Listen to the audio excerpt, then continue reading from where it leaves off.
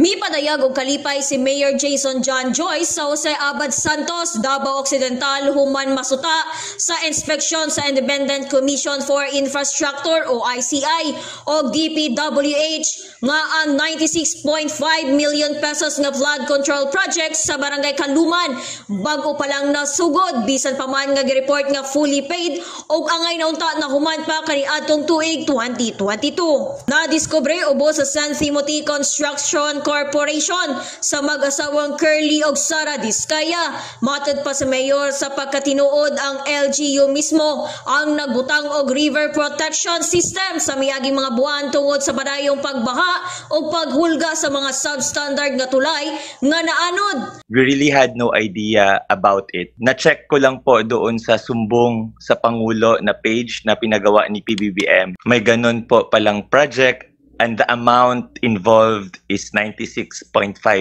million. Pero yung project po nila, they never had a project there. Nakalagay po doon is 2022 yung implementation. Wala po talagang river control kaming nakita. At napansin lang po namin na nagsimula na po yung trabaho after pumutok na yung balita sa mga Diskaya. Sa yung mga tao sa Jose Abad Santos na nakita na yung realidad sa aming lugar na sa maraming taon ay maraming mga substandard at mga ghost projects po. Gibutyag nga 2022 ang target nga completion sa project pero pagkauman lang nga mibuto sa mga balita ang mga issue sa mga ghost project mao pa ang pagsugod sa pagtrabaho sa nasampit nga proyekto. Ug mao kanang report gikan dinhi sa patrol kini si Bombo Irish Lusurata para sa the #1 and most trusted radio network in the country, Bombo Radio Philippines. Basta radyo, Bombo.